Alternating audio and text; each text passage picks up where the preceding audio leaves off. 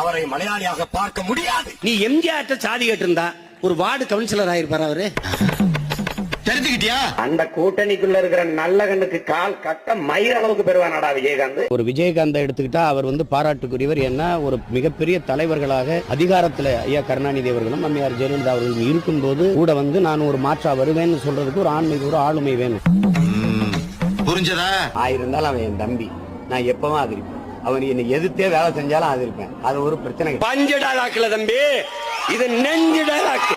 எதிரி எதிரிதான்.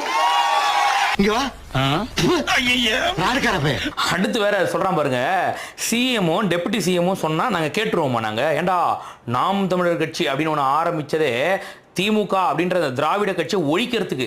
நிஜமா நம்புங்க ஃப்ரெண்ட்ஸ், நிஜமா திரள் நிதி வாங்கி திருடி திங்கிறதுக்காகலாம் கட்சி ஆரம்பிக்கல. திரள் நிதியை வாங்கி செட்டில் ஆகலாம் அப்படின்ற எந்த பிளானும் கிடையாது.